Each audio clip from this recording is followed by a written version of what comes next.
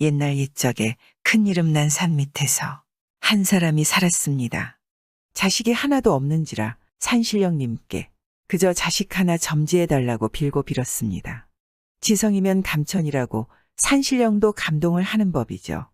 다행하게도 그렇게 사내 아이를 얻었습니다. 50줄에 들어서 늦게 얻은 쉰둥이 아들이니 소원 성취를 한 것이나 다름없었죠. 그렇게 얻은 아들이니 그 얼마나 애지중지하겠습니까? 쥐면 깨질까 펴면 날아갈까. 과연 금지옥엽으로 키웠습니다. 그렇게 세월이 흘러 무럭무럭 자라 외아들도 나이가 청년이 되었지요. 아이가 자란 대로 이 부부도 나이가 들어 이른이 나이가 되었습니다. 세월 앞에 장사가 있겠습니까? 아버지가 기운이 쇠하여서 일어나는 것도 힘들어했습니다. 금지옥엽 귀하게 키운 만큼 쉰둥이 아들도 부모님을 극진하게 대했죠. 부모님이 항상 계시는 것이 아니지 않는가. 공부는 나중에 하더라도 늦지 않다 생각하여 서당에도 나가지 않고 아버지의 병환을 구원하는 데 애를 썼습니다. 그런데 아버지의 병환이 호전될 기미가 보이지 않아 서당을 찾아 훈장님을 배웠습니다. 그간 사정을 말합니다. 그리고 아버지의 병환을 낫게 할 방안을 물었습니다. 훈장님은 사정을 다 듣고는 딱하기도 하고 제자의 효성이 갸륵했습니다.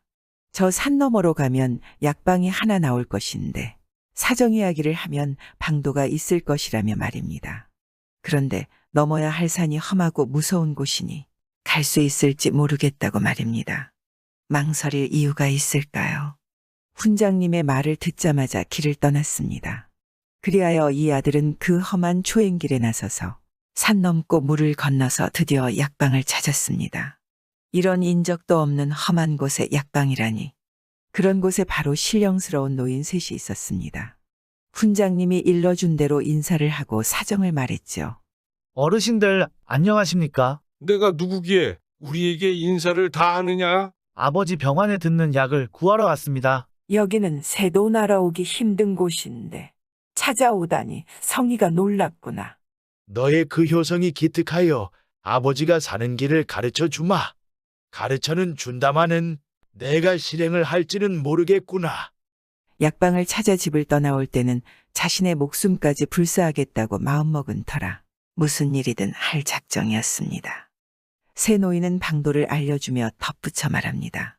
세상에 어려운 일이라 해낸다면 다행이고 못한다 해도 나무랄 일은 아니다 하였지요. 첫 번째는 오늘 오전에 가라는 곳으로 가다가 공부를 많이 한 양반을 만나게 될 것인데 그 양반을 잡아오라는 것이었습니다. 이 아들은 곧장 노인이 알려준 길로 가다가 공부를 많이 한 진짜 양반을 만났고 그 양반을 잡아 대령하였지요. 정말 양반을 잡아온 아이를 보고 감탄하며 두 번째로 잡아올 사람을 말해줍니다. 오늘도 또 그 자리에 가보아라. 웬 사람 하나 모에 취한 듯 너울너울 춤을 추면서 올 것이다. 바로 광대니라. 그자를 잡아오너라. 이 아들은 시키는 대로 그 광대를 만나서 잡아가지고 왔지 뭡니까. 목숨을 불사하고 오직 아버지 병환만 생각하니 못할 게 없나 봅니다. 노인은 처음보다 더 놀라 감탄하며 말합니다. 오, 내 성의가 대단하구나. 세상에 이런 힘든 일을 다 하다니. 이번에도 거기로 가보아라. 욕설을 해대고 아무나 하고 싸우려고 덤비는 꼭 미친놈이 하나 올 것이다. 그놈을 잡아오너라. 그 자는 힘이 세니까 내가 다루기에 힘이 들 것이다마는. 네, 해보겠습니다. 아닌 게 아니라 그 아이는 힘이 어디서 솟았을까요? 산마루터기에 가서 줄곧 기다리다가 정말 미친놈 하나가 온 곳을 가서 꼭 붙들어서 끌고 왔습니다. 실로 이 힘든 일을 다 해낸 것이 믿기지 않았습니다.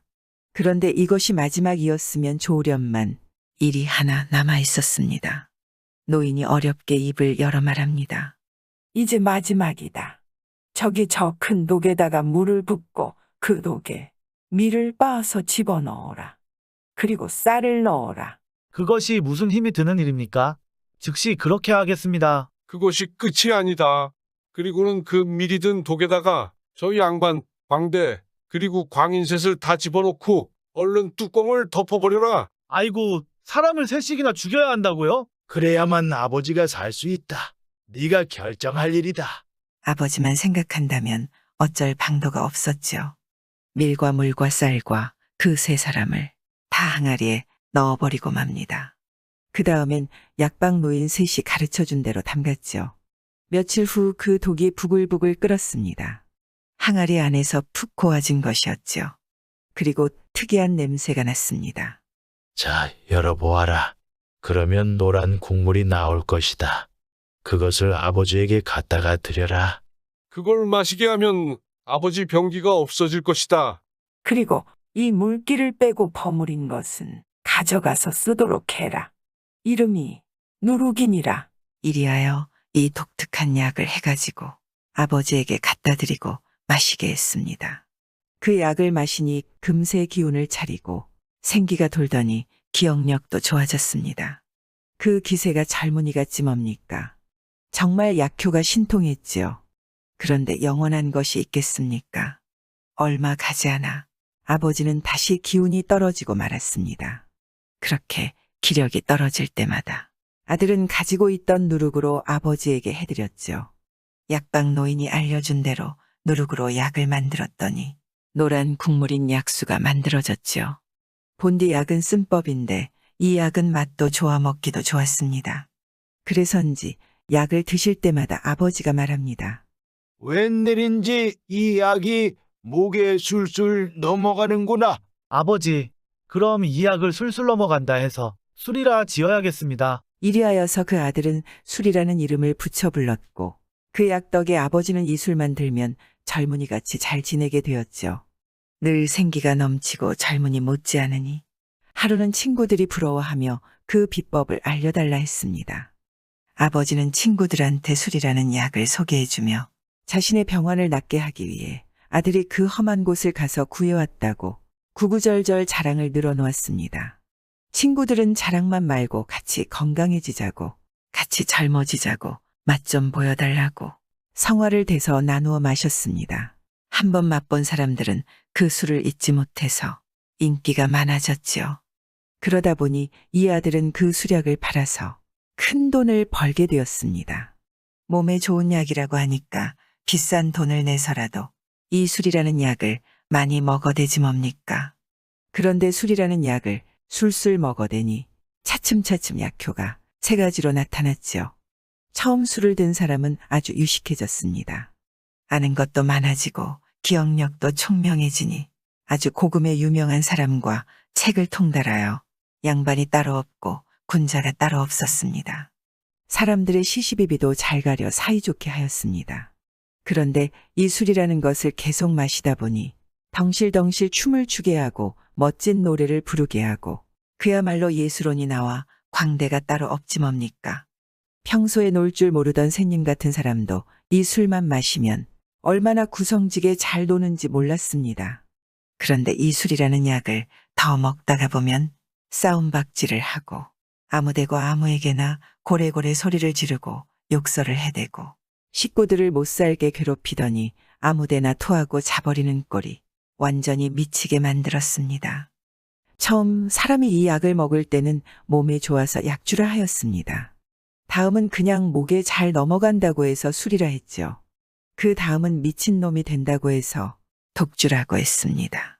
처음 먹으면 양반이 되고 다음은 광대가 되고 그 다음은 미쳐버리는 광인이 되는 세 가지 내력이 있다고 합니다. 술술 잘도 넘어가니 술이고 돈돈 잘도 돈다 하여 돈이라 한답니다. 술을 먹으면 돈이 들고 돈이 있으면 술을 든다죠. 그렇게 돈을 들여 술을 마시면 3명의 죽은 혼백이 나타난다 합니다.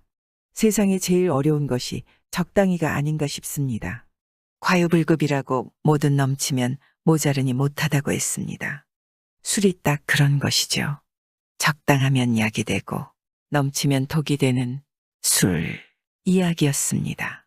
구독과 좋아요와 함께 오늘도 좋은 날 되세요.